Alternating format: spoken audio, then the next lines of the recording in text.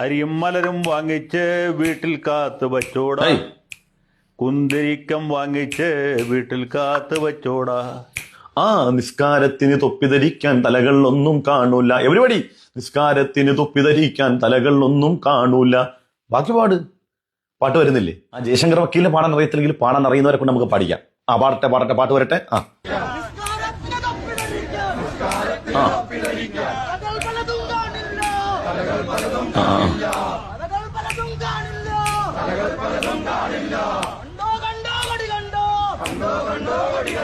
അരിയും മലരും എന്ന ജയശങ്കർ വക്കീലിന്റെ ഇഷ്ടഗാനം ഒന്നുകൂടി ആവർത്തിച്ച് പാടണമെന്ന് പ്രേക്ഷകർ അപേക്ഷിച്ചിരിക്കുകയാണ്. എല്ലാവരുടെയും അപേക്ഷ മാനിച്ചുകൊണ്ട് ജയശങ്കർ വക്കീൽ ഒന്നുകൂടി ആ പാട്ട് നിങ്ങൾക്ക് വേണ്ടി ആലപിക്കുന്നു.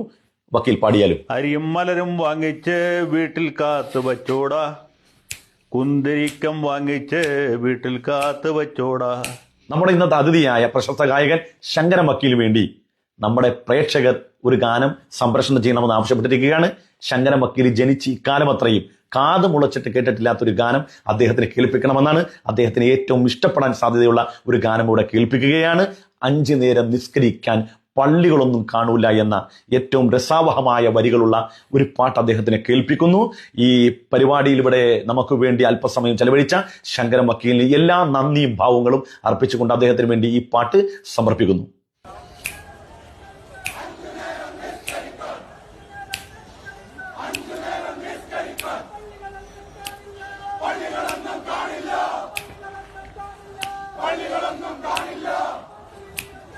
പ്രിയപ്പെട്ട ശങ്കരൻ വക്കീലെ, വാടയാർ സുനിലിന്റെ കയ്യിൽ നിന്ന് എന്തെങ്കിലും കിട്ടുന്നുണ്ടെങ്കിൽ അത് നിങ്ങളുടെ ഉപജീവന മാർഗമാക്കി നിങ്ങൾ വാങ്ങി പോക്കറ്റ് വെക്കുക. അതുകൊണ്ട് നിങ്ങൾ ജീവിക്കുകയും ചെയ്യുക.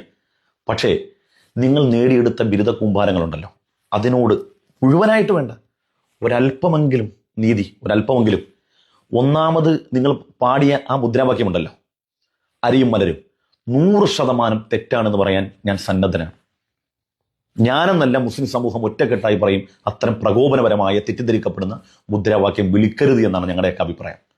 പക്ഷേ രണ്ടാമതും മൂന്നാമതും ഞാൻ കേൾപ്പിച്ച മുദ്രാവാക്യം തെറ്റാണെന്ന് പറയാൻ ഒരാൺകുട്ടി ഇവിടെ ഉണ്ടോ? നിങ്ങളൊന്ന് പറഞ്ഞു നോക്കിയേ, ഈ മുദ്രാവാക്യം വിളിക്കാൻ പാടില്ലെന്ന്. നിങ്ങൾക്ക് വാടയാർ സ്കൂളിൽ തയ്പ്പിച്ചെന്ന ആ നിക്കറുണ്ടല്ലോ, തിരിച്ചു കൊടുക്കേണ്ടി വരും. മുമ്പൊക്കെ ഞങ്ങൾ വല്ലാതെ ഇഷ്ടപ്പെട്ടവരാണ്. ഇന്ത്യ വിഷൻ ചാനലൊക്കെ ഉള്ള സമയത്ത് നിങ്ങളുടെ പല പരിപാടിയൊക്കെ ഞങ്ങൾ കാണുമായിരുന്നു, നല്ല അഭിപ്രായങ്ങൾ പങ്കുവെക്കുമായിരുന്നു. പക്ഷേ ചിലർക്കൊക്കെ സംഭവിച്ചതുപോലെ ഒരു ഹിതകരമായ അവസ്ഥയിലേക്ക് നിങ്ങളും എത്തി. ഇന്ത്യ മഹാരാജ്യത്ത് ജീവിക്കണമെങ്കിൽ ഏത് രൂപത്തിൽ ആരെ തടവി സോപ്പിട്ട് ജീവിക്കണമെന്നുള്ള എന്നെയൊക്കെ സംബന്ധിച്ചിടത്തോളം അങ്ങനത്തെ ഒരു ഭയവും ഇല്ല. ഇന്നല്ലെങ്കിൽ നാളെ നമ്മളെയൊക്കെ പൂട്ടും, നമുക്ക് 100% ഉറപ്പാണ്. സത്യം പറയുന്നവനെ ഞാൻ ഒരു കാര്യവും എൻ്റെ വാ കൊണ്ട് വെറുതെ പറയില്ല, വിത്ത് എവിഡൻസ്. നിങ്ങളിപ്പോൾ പ്രൂഫ് കാണിച്ചിട്ടാണല്ലോ ഞാൻ ഇവിടെ സംസാരിക്കുന്നത്. ഈ മുദ്രാവാക്യം പ്രകോപനമല്ലേ? ആദ്യത്തെ മുദ്രാവാക്യം പ്രകോപനമാണ് എങ്കിൽ രണ്ടാമത്തും മൂന്നാമത്തെ മുദ്രാവാക്യം എന്തുകൊണ്ട് പ്രകോപനമല്ല? എന്തുകൊണ്ട് തെറ്റാകുന്നില്ല? എന്തുകൊണ്ട് ശരികേടാകുന്നില്ല? എന്തുകൊണ്ട് അത് ഛിദ്രതയാകുന്നില്ല?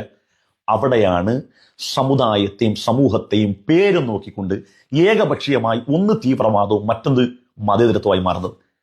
ഈ മുദ്രാവാക്യം ഒന്നും ജയശങ്കർ വക്കീൽ കാണാത്ത കൊണ്ടല്ല, മറിച്ച് ഇങ്ങനെ തനിക്കിഷ്ടപ്പെടാത്ത അല്ലെങ്കിൽ തന്നെ കേട്ടിരിക്കുന്ന അനുവാചകരായ ഉദ്ദേശകളായ പ്രേക്ഷകരുണ്ടല്ലോ, അവർക്ക് ഏറ്റവും ദായകമായത് അതിനെ മാത്രം വിമർശിക്കലാണ്. ജയശങ്കർ വക്കീൽ നിഷ്പക്ഷമായിട്ട് ചിന്തിക്കാൻ തുടങ്ങിയാൽ രണ്ടാമത് കേട്ടതും മൂന്നാമത് കേട്ടതും ഈ പാട്ടിനോടൊപ്പം പാടണമായിരുന്നു. അത് പാടാത്ത കാലത്തോളം ഈ സമൂഹത്തിൽ ഞാൻ മനസ്സിലാക്കിയത്, എത്ര വിദ്യാഭ്യാസം നേടിയാലും നിങ്ങൾ ചെന്ന് പെട്ട ഇടവേതാണോ അതനുസരിച്ചിരിക്കും നിങ്ങളുടെയൊക്കെ ജീവിത നിലവാരം എന്നുള്ളത്. ഞാൻ നേരത്തെ പറഞ്ഞില്ലേ, എന്തുകൊണ്ടാണ് സോഷ്യൽ മീഡിയയിൽ തുറന്നു പറയുന്നത്? ഹ്രസ്വമായ ജീവിതമേ ഉള്ളൂ. പിടിച്ചിട്ടാലും തൂക്കിക്കൊന്നാലും ഒക്കെ, ഇനി തൂക്കിക്കൊന്നില്ലെങ്കിലും കുറച്ചു കാലമുള്ള ജീവിതം. ആ ജീവിതത്തിൽ ആണത്തത്തോടെ അന്തസ്സോടെ സത്യം പറഞ്ഞ് ജീവിക്കുക എന്നുള്ളതാണ്. അത്രയേ ഉള്ളൂ. ഇനിയിപ്പോ നമ്മളെ പൂട്ടിയ ആളുകൾ, അത് ആരോ ആയിക്കോട്ടെ, നമ്മളെ പൂട്ടുന്ന ആളുകൾ അവർ വൈകില്ലേ? അവരിവിടെ എല്ലാ കാലത്തും ഈ പൂട്ടാൻ ഇവിടെ ഉണ്ടാവുക? ഒരു വേട്ടക്കാരാവുക? എത്ര വേട്ടക്കാര് കുതിരപ്പുറത്ത് സഞ്ചരിച്ചവരല്ലേ, പിടിമണ്ണ് വാരിയെറിഞ്ഞതത്ഭുതമല്ലേ, ലോകം മടക്കി ഭരിച്ചിരുന്നവരല്ലേ, മൗത്തെന്ന സിംഹം കൊന്നതത്ഭുതമല്ലേ. കോഴിക്കോട് ടൗൺ ഹാളിന്റെ ചുവരുകളിലേക്ക് നോക്കൂ നിങ്ങൾ. എത്ര മഹാരഥന്മാർ, ഇന്ത്യയെ നയിച്ച, ഇന്ത്യയെ ഭരിച്ച എത്ര ആളുകൾ ആ ചുവരിൽ, ആ ചില്ലുകൂട്ടിൽ ചിത്രമായിരിക്കുന്നില്ലേ? കാലാന്തരത്തിൽ എല്ലാവർക്കും വരാനുള്ളതാണ്. അപ്പൊ ജീവിക്കുന്ന കാലം അത്രയും അന്തസ്സോടുകൂടി സത്യം പറഞ്ഞ് ദൃഢതയോടുകൂടി താൻ പറയുന്ന നീതി ആണ് എന്ന് 100% ഉറപ്പിച്ചുകൊണ്ട് സമൂഹത്തോട് ആ സത്യം പറയുകയും തെറ്റാണെങ്കിൽ അത് തിരുത്താൻ സന്നദ്ധമാവുകയും ചെയ്യും. അതാണ് ആണത്വം. അല്ലാതെ ആരെങ്കിലും ഒരാളുടെ പിണു കിട്ടാൻ വേണ്ടി ഇങ്ങനെ കാല് നക്കി ഉള്ള ജീവിതം അത് വിദ്യാഭ്യാസം ഉള്ള ഒരുത്തനും നല്ലതല്ല, ഭൂഷണമല്ല.